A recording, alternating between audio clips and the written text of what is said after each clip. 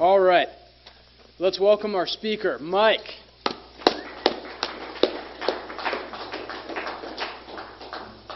Thank you, Ryan. Thanks, everybody, for reading and doing the chips. You did a good job. My name's Mike Bennett. I'm an alcoholic. You might think by looking at me that I come from money and education. Good looking as I am. Actually, I dressed well when I talk in AA because my sponsor told me to 28 years ago, and I made the commitment I would, and I always have, and I don't have any reason to stop now. AA has given me a good life, and I think that it's the least that I could do is just show a little respect to you guys for showing up tonight. Not easy to get your ass out and go listen to somebody you haven't heard before, because you have no idea how dreary this hour might be, or 45 minutes. So, my sobriety date's January 26, 1992. I was 26 years old when I got sober, when I came to AA and got sober. I have a sponsor. I've outlived 3 sponsors, interestingly enough. My first sponsor stayed with me until I was 12 years sober, and he died. My next sponsor lasted 8 years until he died, and then my last sponsor died 2 days ago with 62 years sober. He was my sponsor for about 15 years. There was a little overlap there between the second and third one. And some of you, if you have heard of him, his name was Clancy Imislund, and he was from Los Angeles, and probably did more for Alcoholics Anonymous than anybody in the history of our program. And if you have not heard of him, I would encourage you to get on YouTube and type in Clancy I, AA, and you will get a variety of talks over the years that he gave, and listen to him, because he probably started saving my life from the moment I walked into Alcoholics Anonymous. My first sponsor gave me tapes, cassette tapes back then to listen to. I'm not old enough for 8-track speakers or reel-to-reel, but cassette tapes. And I started listening to him and a bunch of other old speakers back in that time. And it's interesting how AA has evolved in the last 28 years that I've been sober. We talk now, and there's a lot of guys in here, like, is it Kalen? Introduced himself as an addict, and there's some meetings where they will just pounce on you and try to make you feel bad because you're not identifying as an alcoholic. And they act as if back in the old days there were no drug addicts in AA. That's the way they act. But if you actually read the big book, Bill Wilson, our founder, our co-founder, talked about drink and sedatives back in the 1920s and 30s. He was kind of a pill popper and a drinker, and Dr. Bob was a physician, for Christ's sake. We know he was taking shit because he could prescribe it. He'd take it out of his own cabinet, you know. Some of the oldest speakers in our history, Johnny Harris and some of those, talked about shooting heroin and cocaine and all the shit that they did along with their alcoholism. And it's kind of sad as AA has evolved that there's become this separation and this battle over this fight to be this singleness of purpose, alcohol only. I know very few people in my time in sobriety, and I've been very active, I know very few people who drank only. That's all they ever did. They never did anything but drink, and I'm not even sure I believe them. Not really. I grew up in South Phoenix. My mother and dad were mentally ill, and I mean that in all seriousness. They had mental illness. Both of them did, different mental illness, but they were not very well-functioning people in society. As a result of that, my brother and I wound up in the foster care system from my earliest memory. And we were in and out of that system all of our childhood. And I was lucky enough at 12 years old to go into a permanent foster home with people that loved me and were stable. And they really helped me kind of learn a different way of life, because the life that I had grew up in was terribly dysfunctional and terrifying at times. My brother was a gangster. When we were little kids, he was a gangster down South Phoenix, and I was kind of a hang-around. I'd go around with him, and he belonged to like an official gang, and they'd rob people and break into houses and steal cars and shit, and they were carrying knives and guns, and I was just this little kid that followed my brother around. And later, when I went into permanent foster care, he went on with the life he was living, and he finally became a full-patch criminal biker, and that's how he spent his life. And he never did wind up in any type of a normal environment that I was ever aware of. So, my first drink was huffing paint. I didn't even know what I was doing. I was a little kid, I was about 9 years old, and somebody on the playground just stuffed a sock in my face and said, "Here, suck on this," and I did, and that'll kill some brain cells. I did that for about a week until they finally figured out there was something wrong with me, and I wound up in the principal's office and got in trouble. So I decided I wasn't going to do that anymore because, it's you just get in trouble for it. But not long after that, some of the kids out on the playground, I noticed on the back of the playground, way back by the chain link fence or the big tree, and everybody kind of gathered up around there at lunchtime. So one day I just wandered back there, and they were all smoking weed, and I didn't know what that was either, but I started smoking some of it with them and thought, well, shit, that's a lot better than huffing paint, a lot better high. And for the next year, I smoked weed every single day that I could find it. There were some days I didn't have it. You could buy a joint back then for 50 cents. And for those of you who are younger, which is most of you guys, they didn't have the kind of weed back then that they have now. I mean, could not even imagine what the kind of drugs and people are doing now. Matter of fact, a guy I worked with, son, just died from an overdose the other day, and he took one pill. And I have learned since then that there are some pills out there that they lace with some shit that if your body's not used to it, can kill you the first time you take it, and I guess he's proof of that. So it's a whole different world now than it was then. I smoked weed until I was about 14 years old, and no, I was younger than that. I was about 11 years old, 12 years old, and then I got shipped to Oklahoma because my parents what my parents would do is they would get in so much trouble that CPS would show up, Child Protective Services, and they would scoop us up and take us away. They would do whatever they did legally. They got in their trouble. And after a period of time, months would go by, they would get out of jail, get their shit together, and they would come get us again. And then this just went on and on. So it was all these different facilities and people's homes. I didn't mind the state facilities so much because I could find my bed, I could find the cafeteria, and I knew where the bathrooms were, and I knew the rules. It didn't take long to learn the rules, and I was okay there. I hated going to people's houses because I didn't know you. And everybody was like, all the parents were like these TV mom and dads, and they had this whole wholesome thing going on that I was not familiar with, and I was very uncomfortable in that environment, and I hated it. Never got comfortable there. My foster parents that finally took me in when I was 12, the permanent ones, that became my folks, really, and I stayed with them until they died up in their 80s and early and late 80s, and they were just wonderful people, and I stayed in touch with them and treated them like a mother and dad to me all of those years. And they treated me like their son, and they loved me and helped nurture me and helped teach me how to function in society. But the sad part for me, right before I went into permanent foster care, my parents got in some trouble, and I don't know why this happened, but they shipped me to Oklahoma because I had some cousins out there and an aunt and uncle, and I guess they thought maybe I would do better in their family. And I felt just as awkward there. I didn't know those people either. I had never seen them maybe once or twice in my life. But interesting thing about them people, they're all like farmers and stuff.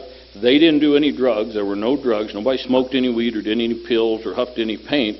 They drank Coors beer. That's all they did, and they only did it like on Saturday night. They'd get some Coors beer, and we'd all pile in the back of the pickup, and the oldest cousin, two cousins would get in the front, and they just drove us up and down the strip in this little town in northern Oklahoma. And I don't know what the hell we were doing. We'd drive to that end, and we'd turn around and drive to that end, and we just kept doing that shit, and that's what everybody was doing, and it was just the goofiest thing you ever saw. But I didn't mind because I was drinking Coors beer, and I fell in love with alcohol. When I started drinking beer, it was like everything was okay. We talk like in AA. How many of you have been in Alcoholics Anonymous multiple times for years? Raise your hands. How many people are in AA for the first time in your lives? Not many. A couple of people in the room. Isn't that a unusual dynamic that so many people have been in and out and around for a long time? So we talk about meetings, we talk about alcoholics being so different than other people emotionally. Like we're the special people who were born, thrown into this world without an owner's manual. We didn't know how to function, and we felt awkward and we felt weird, and then when we drank, everything came together and we felt perfect. Well, that's true for alcoholics. When we drink, everything comes together and it's perfect. But we're not different than anybody else in the world. It's just human nature, the way we're designed. All humans, all kids feel weird when they're kids. I never met a kid ever Talk to my grandchildren all the time. I've interviewed people all of my sobriety that are non-alcoholic about how they felt when they were children. I've never met one person that said they felt like they fit in.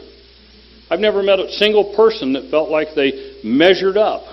Every kid I've ever talked to, every human I've ever talked to in my life said that they felt odd when they were kids. They didn't feel like they measured up. And why would they? They didn't have enough experience with anybody in life to feel like they belonged. That's something that we learn as we grow, just a human thing that we do. It has nothing to do with alcohol or drugs. And as far as the alcohol and drug thing, this young man introduced himself as an addict. He may not even be an alcoholic. I don't have a damn clue, and I bet you don't either, in all honesty. Fair? I know, I can give you a few examples right now. My brother, who had all of this trouble all of his life, got into so much trouble with drugs in his 30s, like serious criminal trouble, like getting executed or being in prison for the rest of his life. He finally gave up drugs. He gave up drugs and walked away from them. To this day, 30 years later, 25 years later, he'll put a 12-pack of beer in his house, and 3-4 weeks from now, he still has some of them. Now, I guarantee you, when he was having all these troubles with drugs, if he'd wound up in a court or in a hospital, what would they have done with him? They'd have sent him to Alcoholics Anonymous, like they send everybody to Alcoholics Anonymous. They don't know whether they're alcoholics or whether they're drug addicts. They have problems with substances, so they send them to Alcoholics Anonymous because they don't know what the hell else to do with them. They have no expertise in this. We're the only organization in the history of mankind that's had any success, long-term success, with people getting sober and staying sober and becoming productive members of society and learning how to live happy lives. We're the only organization in the history of our race that has accomplished that. So why wouldn't they send everybody here? And the problem is, he could have been an alcoholic. He looked the same as me. I did drugs. I drank a lot. I'm an alcoholic. He did drugs. He drank a lot. You would think he would be an alcoholic. But all of these decades have went by, and he drinks like a normal person. I worked with a guy who was in AA for 10 years. He was a meth freak and wound up in Tent City, and all kinds of shit went wrong with him. He doesn't mind me telling this story because he's given me permission to. But after about 10 years in AA, he thought, you know what? I'm kind of tired of going to meetings and all this shit. I'm just going to, he's starting to have kids, you know, and get busy in his career, and I'm just going to start backing off. And after a year or two, he just wasn't going to meetings at all. And a couple of years later, that thought occurred to him, maybe I'm not even an alcoholic. Maybe I'm just a drug addict. And he decided to try some controlled drinking. That's what our big book says. If you're not convinced, try some controlled drinking. That's the instructions for the third step, by the way. If you have a sponsor having you writing books and all this shit about step 3, in the big book it says, if you're not thoroughly convinced, step 1, if you're not thoroughly convinced, step over to the nearest bar room and try some controlled drinking. Try it more than once. Find out for yourself. 10, 12, 13 years sober, he decided to try some controlled drinking. To this day, 10 years later, he still drinks like a normal person. He'll have a drink maybe once a month, maybe twice. He'll only drink high-end, very expensive booze because he's not going to, play with that cheap shit.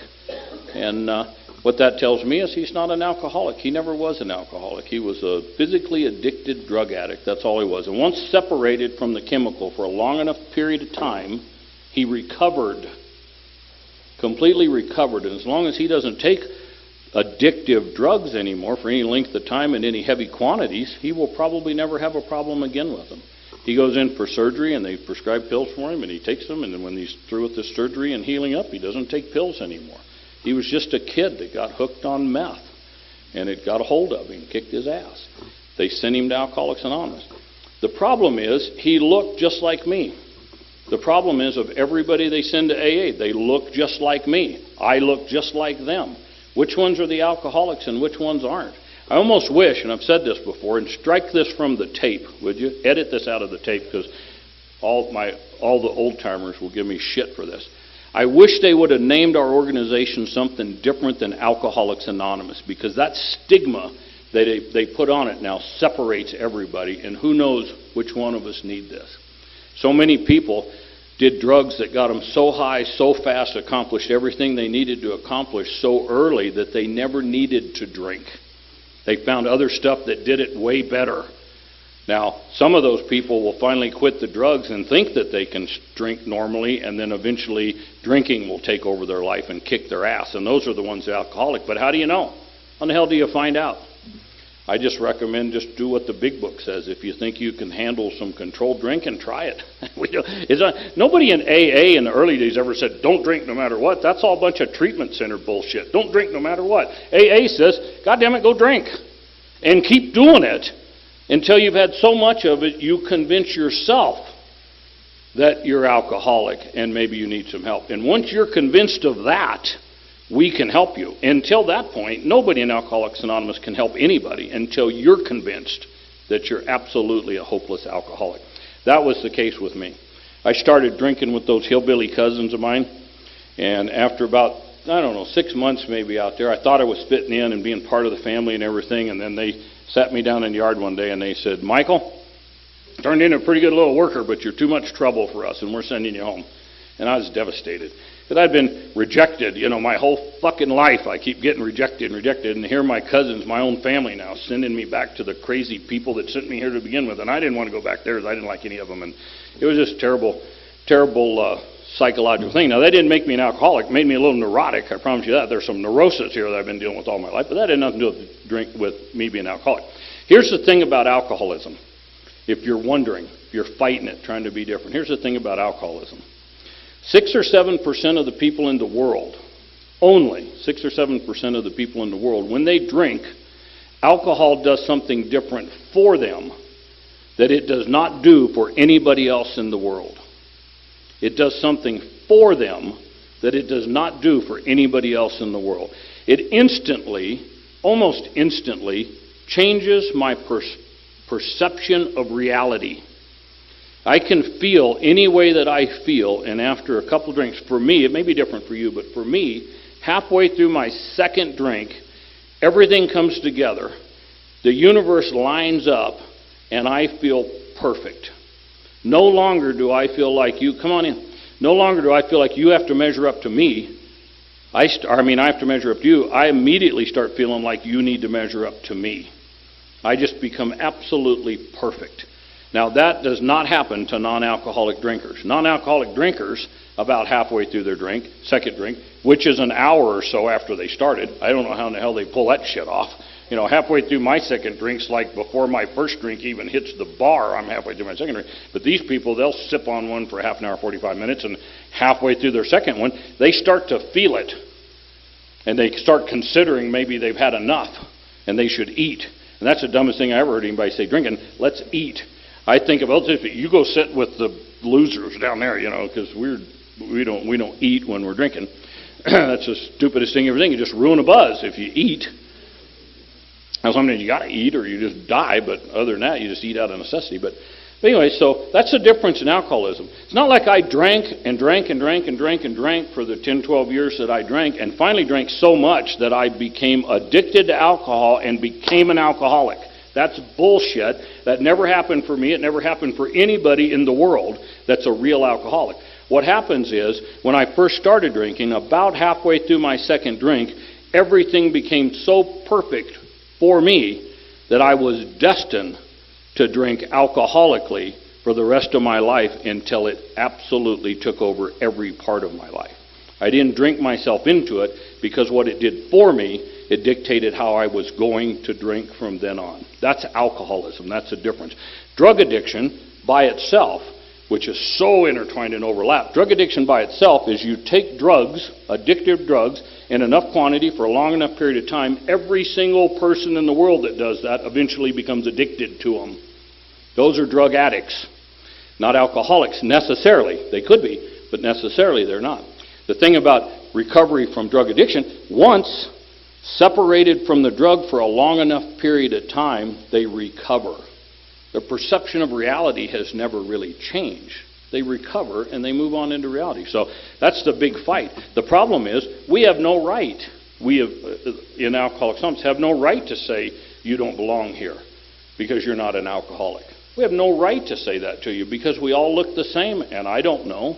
I have no idea if you guys started drinking like I did, how it would affect you. I have no idea. We're the only ones that can figure it out for ourselves. So it's a very interesting dilemma. People told me I was an alcoholic when I was young because the way I drank and the trouble I got into, and I thought, well, maybe they're right. So sometime in my late teens, I quit drinking because I was getting in a whole bunch of trouble, and everybody was starting to hate me, and I was not invited back anywhere. Nobody wanted to drink with me anymore, so I thought, well, I will try stopping drinking, because that's what they said. You're an alcoholic. If you stop drinking, your life will get better. So I thought, okay, what if I am an alcoholic? So I stopped drinking, and in the beginning, my life got better. I quit throwing up on my shoes. I started to eat regularly. I started to sleep once in a while, so I woke up in the morning feeling like a normal person. Physically, I started to feel better. But here's what happens to me when I stop drinking. After a short period of time, and I get through that physical recovery part, that first week or so, what happens to me is you start to irritate me just a little. All of you. Just a little, you begin to irritate me. And then some of you start to irritate me a lot. And then I start getting anxious. And things just start happening inside of me emotionally to where I really don't like being around any of you. Nothing seems to be going right. There seems to be too much pressure. And I become a victim of bad breaks and misunderstandings. And it all starts piling up on me. And I get batshit crazy. And I turn into a rageful maniac in sobriety. That's what happens to me when I quit drinking. Now, at some point, I finally can't take that anymore, and I say, screw all of you, and I go get a couple of drinks. And halfway through my second drink, everything comes together, and it's absolutely perfect one more time. Now, if quitting drinking is the solution to alcoholism, there is no possible way in my mind at that stage that I could be an alcoholic. I knew then in my early teens that alcohol was my solution, not my problem. My problem was you.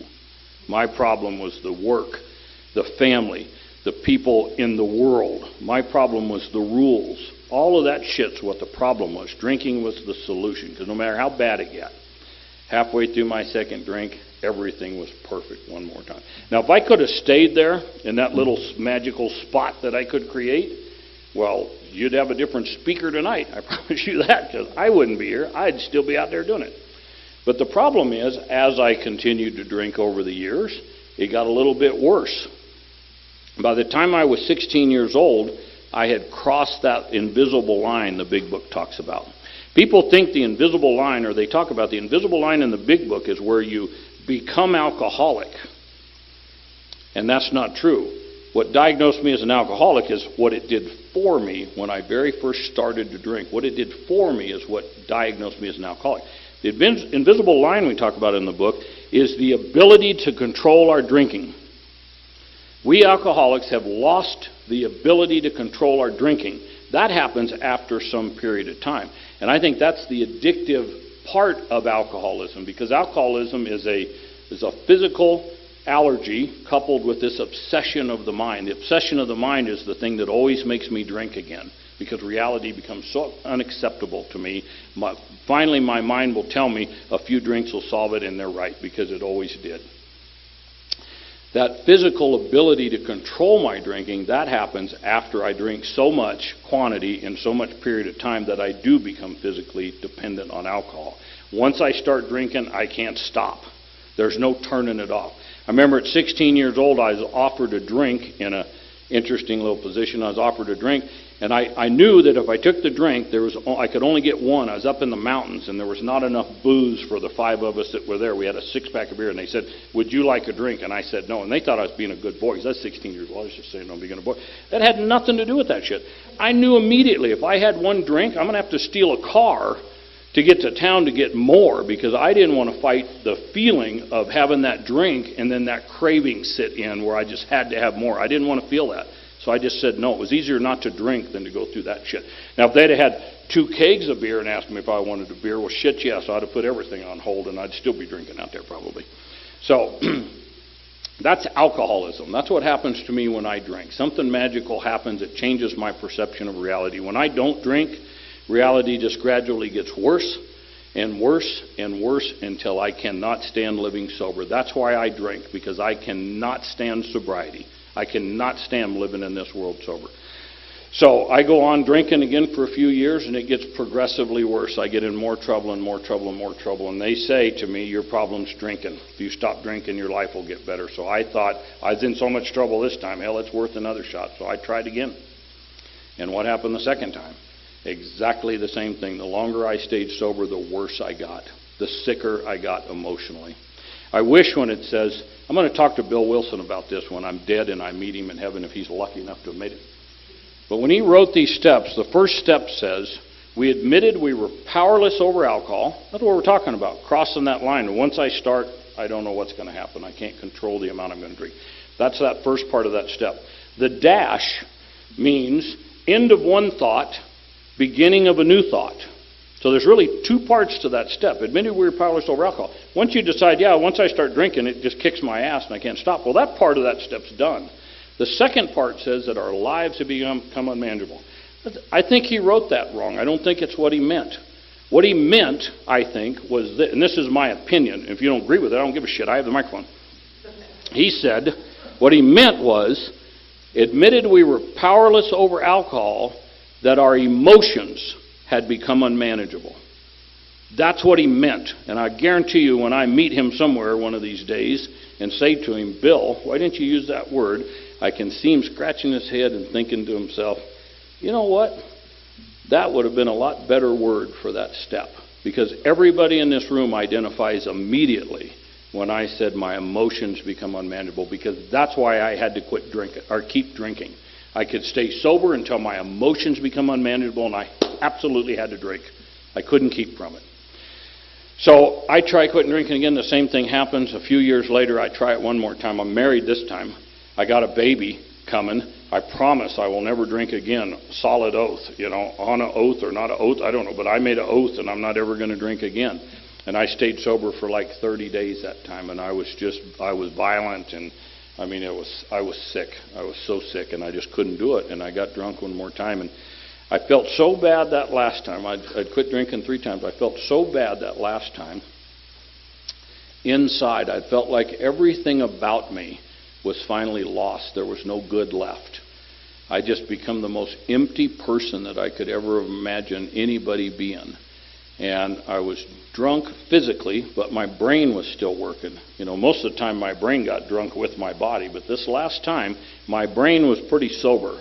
My body was drunk and my lips were drunk, and I couldn't talk very well or, navigate very well, but my brain was sharp as a tack. And the book talks later, I'd never read this big book or been to AA at that point, but the book talks later, in there somewhere I read later, that we have this moment of clarity. And I believe I had that before I ever went to an AA meeting. I had this moment of clarity that if I keep going this way, I'm never going to have any life of value. I'm never going to have any life of substance. It's just going to be empty and bad and ugly forever. And I had to do something. So I quit drinking for the last time, let's hope. And I stayed sober for 4 months. I thought about AA because I knew some people who had gone to AA, and they set a terrible example. One of them went to 2 treatment centers, in and out of AA for several years, and then hung himself. So he did not set a very good example of your success rate. I will guarantee you that. The other guy was a cousin to my dad who drank all of his life. He would stay drunk all the time, and then finally he would get sober and go to AA, and then he'd become super religious. And he would preach to everybody. He was a fanatic. And then he would finally get emotionally ill enough that he would have to drink again. And he would. And then he was a good guy. And then after a while, he'd get in so much trouble, he would quit drinking again and go to AA and then become a religious fanatic. So that's what AA looked like to me. A bunch of religious fanatics and something that doesn't help people well enough to keep them from committing suicide. So I didn't go to AA. I just decided one more time to quit drinking. Well, 4 months into my sobriety, once again, I was so ill emotionally, I could not stand living. And I couldn't come up with an idea that made sense to me. I thought I was mentally ill because it didn't seem like I was an alcoholic, because the solution for alcoholism is quit drinking, right? That's what everybody says. And that doesn't work, so I can't be an alcoholic. So what if I'm mentally ill like my mother and dad? That terrified me. I thought I could go to a psychiatrist. If I go to a psychiatrist, maybe they could help me. But I didn't have any insurance or money, and psychiatrists are very expensive. So I kind of ruled out psychiatry. Then I thought I could go to like one of these county appointed, like welfare county appointed counselors or therapists or whatever. Then I thought, well, shit, if they were any good, they'd be psychiatrists. So I discounted them because they wouldn't be good enough. And then I thought, well, shit, the only thing I could come up with was AA. I couldn't come up with any better answer because AA was free, wouldn't cost me anything. If it didn't work, I'd have my money to drink. So I thought, well, I'll go to a meeting, and I came to Alcoholics Anonymous. Now, a few years before that, my crazy fanatic cousin, who always become a religious, crazy person, he said to me, you should go to AA. When I was drinking and he was trying to get sober, I said I could never go to AA. And he said, why? He said, because it's for religious people, because I'd watched his example. He said, oh, no, there's one part of AA for people who believe in God and a whole other part for people who don't. Now, somehow I had just filed that away and retained that data. So later, when I was finally ready to try AA, I thought, well, at least they have one part of AA for people who don't believe in God, because I had told everybody all of my life I was an atheist. And I believed that at the time. I look back now, and I don't believe it was ever true. I had never heard the word agnostic in my life until I got to AA. I said I was an atheist, but after I got to AA and I started reading the literature and learning, and this word agnostic, I saw that and I saw the definition of it, and I thought, well, that's really what I was. It wasn't that I was anti-God and could prove to you that God didn't exist. It's that I had no clue in the world what God is and really did not want to find out. The whole thing was just terrifying to me. Never went to church one time in my whole life. I didn't know anything about religion, just what I'd seen on TV and these crazy fanatic people. My dad told me one time when I was little, stay away from religious people, they're crazy. Well, I know what he means now. What I thought he meant then as a little kid is like they would hurt you, like they were like crazy people that would hurt you, so that when people start talking about God and religion, I would kind of sneak out and hide. I didn't want to be around those crazy bastards because I was afraid for my safety. I learned later what he meant is they're just fucking crazy is all. But anyway, so I came to AA, and I'm in my first Alcoholics Anonymous meeting, and you know what everybody's talking about. They're talking about God, and they're talking about their higher power, and they're talking about, this spiritual experience you have. And I heard the people in AA that would say things like, if you can't stay sober if you don't find God. And there's a lot of people that take newcomers and tell them that, and they're wrong. It's not what we do here. If somebody would have told me I had to find God or I couldn't stay sober, I couldn't have stayed in AA. I was lucky enough on my third meeting, a man asked me after the meeting if I had a sponsor, and I said no. He said, well, I'm going to be your sponsor until you can find one that suits you better. Then he said that question, do you believe in God? And I said no, and if I have to for this to work, this won't work for me. And he said, are you willing to believe in God if I can prove it to you? And I said, well, sure, but you're not gonna. And he said, that's fantastic. You have a willingness. And he got all excited about that, like there was something, he had a breakthrough with me or some shit. All I wanted him to do was quit talking about God, because I had no interest in that. But he really did. He probably did save my life. My cousin saved my life by telling me there was a part of AA for people who didn't believe in God, because I might not have ever come. My first sponsor said all I needed was a willingness, if he could prove it. That probably saved my life because it bought me time to stay here and find out what you people do.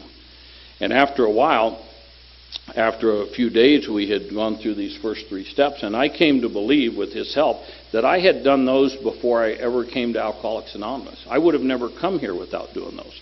I already knew I couldn't control my drink, and I knew that 10 years before I got to AA. I knew he's the one that first said emotions in the step. And I knew my emotions were unmanageable. When he said that, I identified immediately. There's no question I couldn't control my emotions. That's what's wrong with me. I can't control my emotions. This whole thing about coming to believe in a power greater than themselves, he asked me, he said, you think I'm doing better than you? He was, he looked like me. And I thought, I was a bum.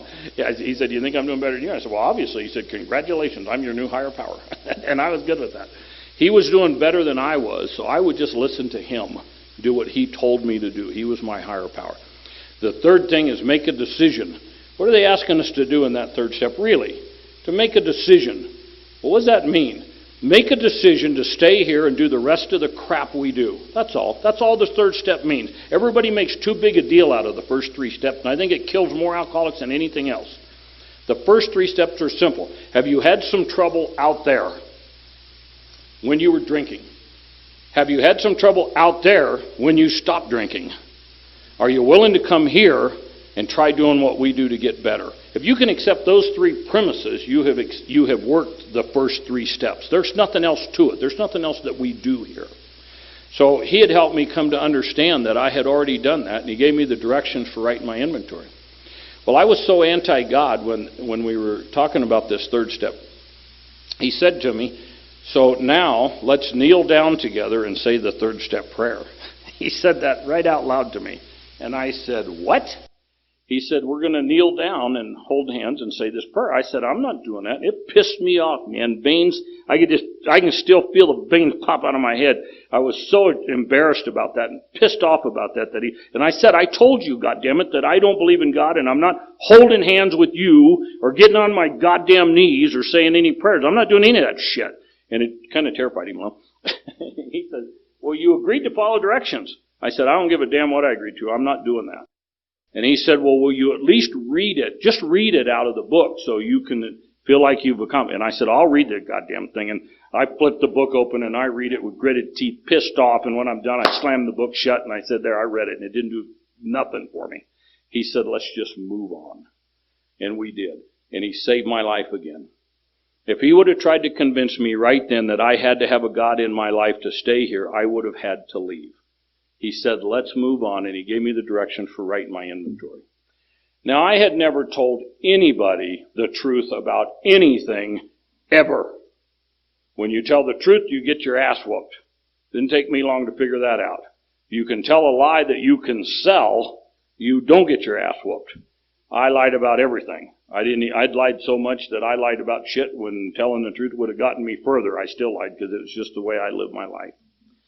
Never occurred to me that writing this stuff down and having a conversation with him about it and telling him the truth about some of the stuff that had happened in my life would free me up and make me feel better. But I decided to try it because so far I still had not come up with a better answer.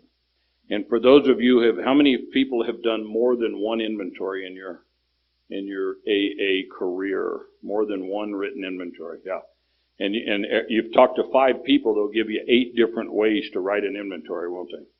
He said to me this, make a list of everybody you're pissed off at, why you're mad at them. Make a list of everything you're afraid of and why you're scared. And make a list of everything you've done sexually that you don't approve of. Don't worry about what I might approve or not, just what you don't approve of. And meet me here next Saturday. This is on a Saturday. He said, meet me here next Saturday and we're going to do your 5th step. So I went home and I did that. How hard is that? That's an inventory. If you read the big book, that's what the big book tells you to do. Make a list of everybody you're pissed off at. Make a list of everything you're afraid of. And make a list of everything you've done sexually that you don't approve of, that you wish you hadn't done. If you do that, you've done exactly what the big book asks of you. There's nothing else to do. These steps are so simple. So I did that, and I got with him, and I talked to him about this stuff, and he helped me come to understand nobody in the world has ever done anything to me. Every one of us do things selfishly for ourselves with no regard to the impact that they have on other people, and everybody that had ever offended me was doing the same thing I was just doing. They were doing things for them that might have had a negative impact on me, but it wasn't about me, not really. It was something for them that happened to impact me. That was all. When I come to understand that, and a couple of the guys in the room that I sponsor are the same way. I'm halfway through my resentment list, and we're working through theirs, and finally I said, I get this. I don't really need to do the rest of these. I understand the point now. I was free from resentment. Doesn't mean that it didn't climb back up and took me years to figure out how to apply that on a living basis, but I was still with resentments at that point. And I talked to him about the things I was afraid of and the rotten shit I'd done sexually. I'd done some rotten things, boy, I always do rotten things and things I was just so ashamed of. But I was driving home from there, and this is the important thing. I'm driving home from this meeting with him, and I have about a 45-minute drive.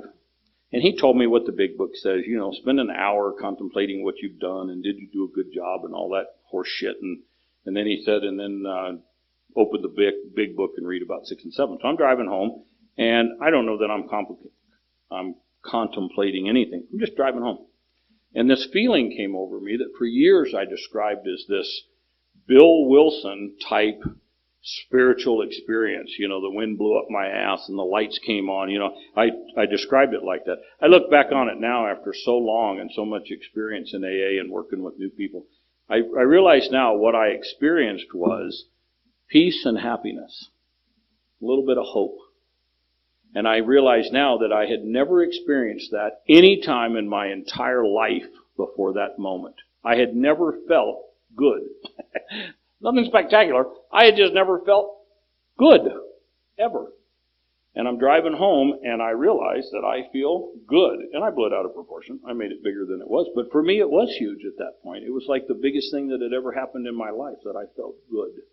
Now that gave me a little hope that maybe what you people do would work for me. And because I had that hope, I was not worried about the next action this man would ask me to take. I almost looked forward to it. It was almost like, his name was Mickey Weatherby, greatest AA I ever knew. One of the greatest AAs I ever knew.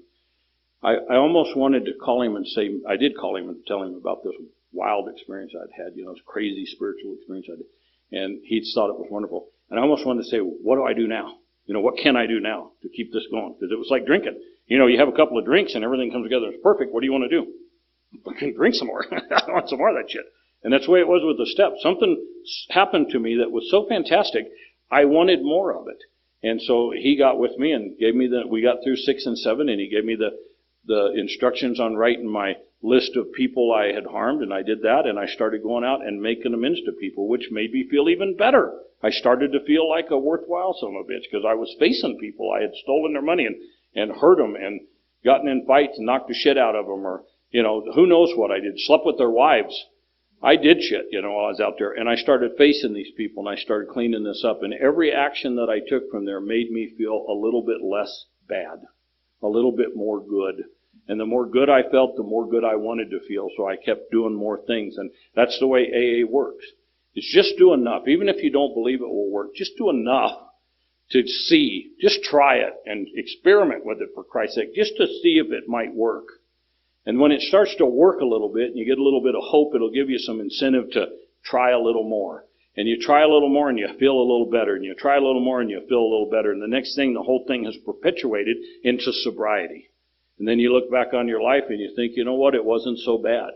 All of the rotten shit I did, I might be able to really put to use now, like they say in the big book, you know. You'll be able to sit with somebody. It's very rare that I sit with anybody new that's telling me something about their life that I can't identify with it and say, you know what, I know how you feel, because let me tell you about something I did very similar and how it made me feel. All of those things in my life now have become useful things to try to help other people.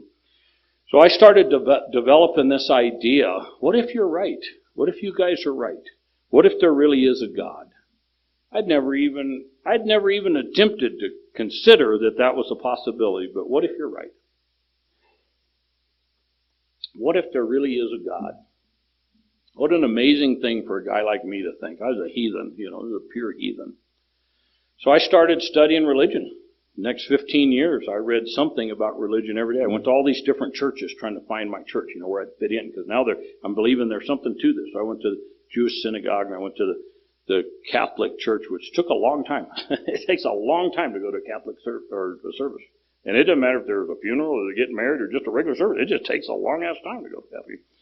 I went to the Buddhist temple for a while, and I studied Mormonism. I even studied atheism. Turns out it's like the third largest supported religion in the world. Who knew atheism was a religion? It actually is officially a religion. I studied that, and I thought, well, now that's just stupid. I never really was an atheist because I don't believe in what they believe in it.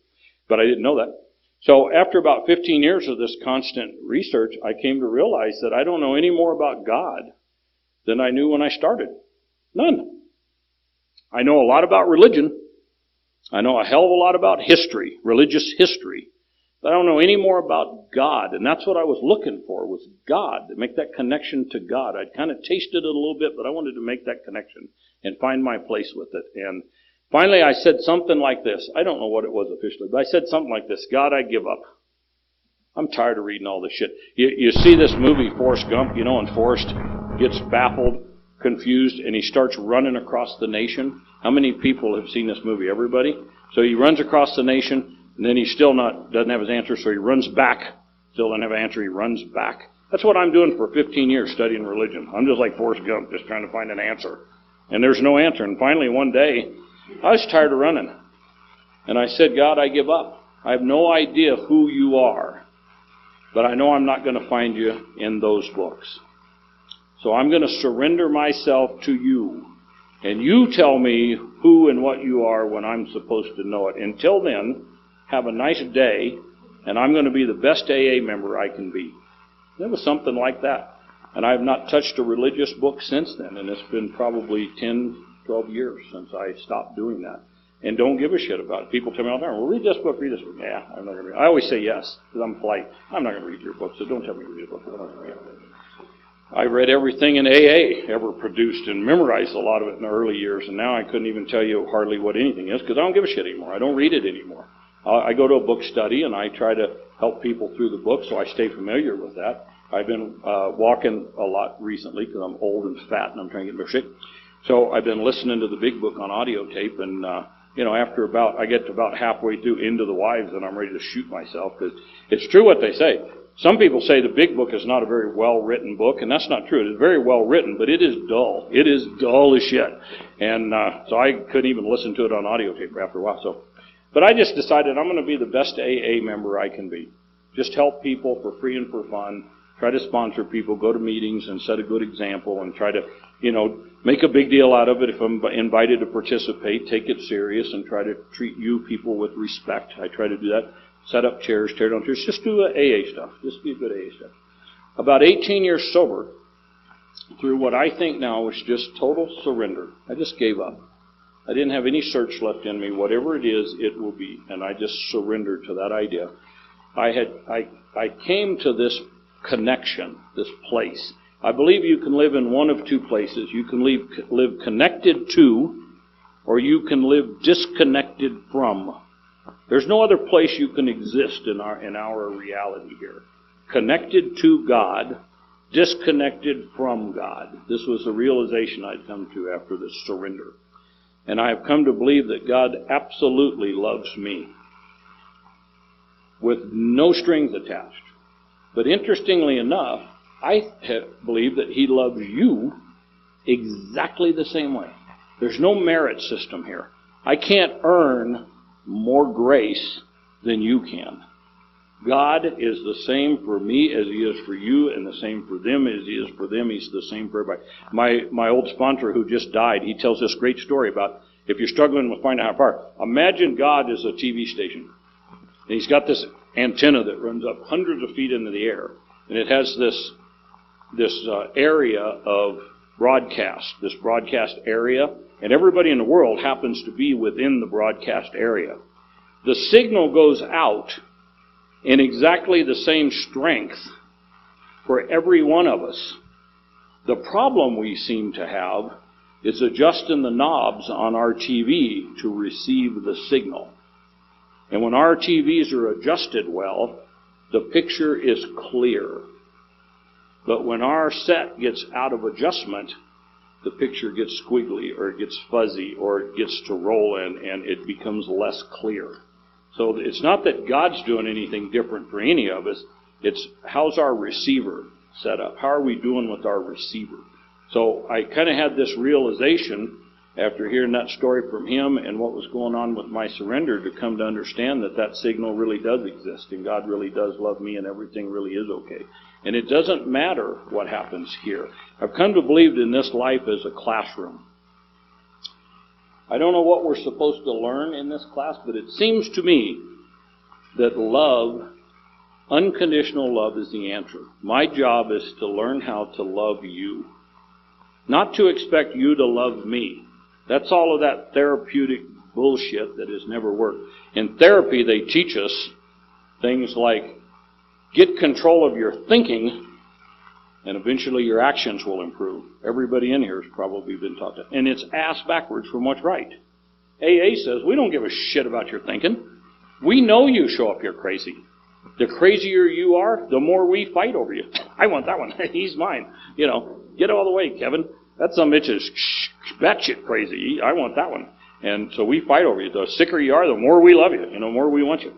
We know your thinking's screwed up. We don't care what you think. We know your emotions are screwed up. You wouldn't be here if you had controlled emotions. Your emotions are completely out of control when you're new. We know that about you. What we tell you is we don't give a shit how you feel. We don't give a shit what you think. We care what you do.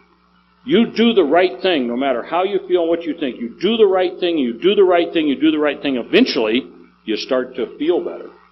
Keep doing the right thing. Eventually, you start to think a little better. You didn't even do that on purpose. You weren't even trying to fix your thinking or your emotions. You're just taking these stupid actions somebody told you to take that you didn't even believe would work, and your emotions start to get better, your thinking starts to get better. That's how life really works. It's not just AA. We just stumbled on it, and we really understand how it works here. Just do what we tell you to do, no matter what you think, no matter how you feel, and you'll begin to get better. So much so, I'm going to wrap this up. So much so, I finally make this connection at about 18 years sober to a God personal to me.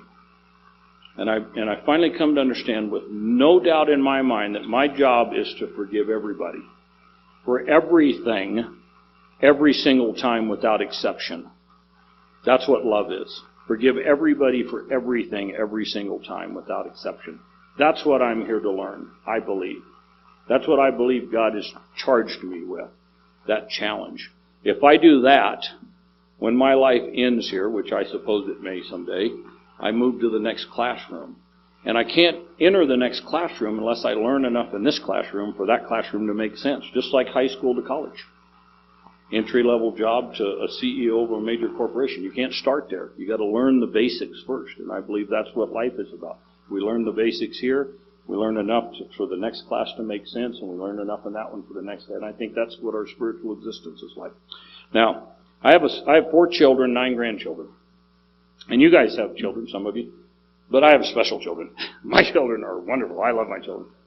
And sometimes they're a pain in the ass, but they're wonderful.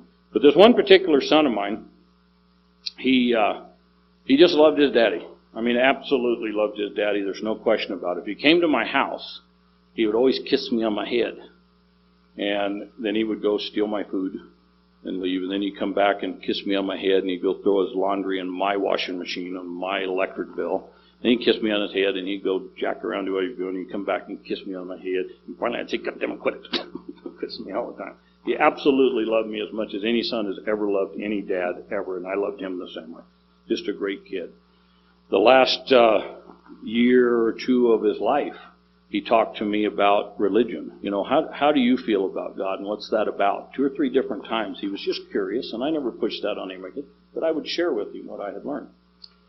So one day, at 21 years old, he's in college. He's dating this young woman, and the first time he's been in love, and he's just madly in love, and she's wonderful, and everything's going great.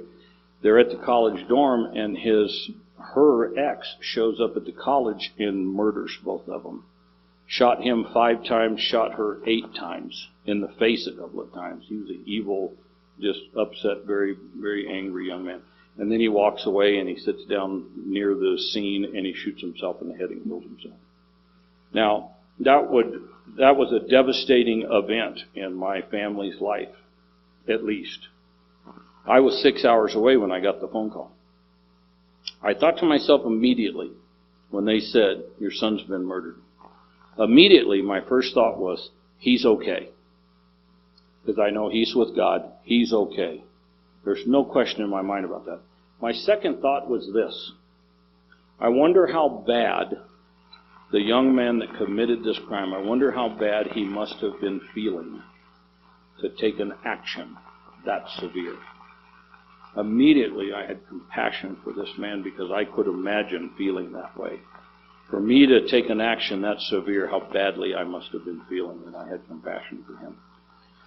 But I knew then that I had to take care of my family, and I had to set a good example and gather everybody up and keep everybody together and going. And so as I'm driving home, I called my sponsor, the one that just died, Clancy, and I told Clancy what's going on. He said, well, God bless everybody, and I'm sad you're going through that. And we talked a little bit. But then he said the most powerful thing anybody's ever said to me in my life. He said, Mike, don't you become a victim, God damn it. You got people counting on you. All the people you sponsor, you got your wife counting on you, all of these children and grandchildren, and everybody around you. You have an example to set, so don't you become a victim. And I said, yes, sir. And I went home and I set a good example. And I was a good husband, and I was a good father, and I was a good grandfather. 2 days later, we had a service at our house for our son. And there were hundreds of people. It was just the greatest event. People showed up from everywhere. AA is a wonderful family. Such a wonderful family.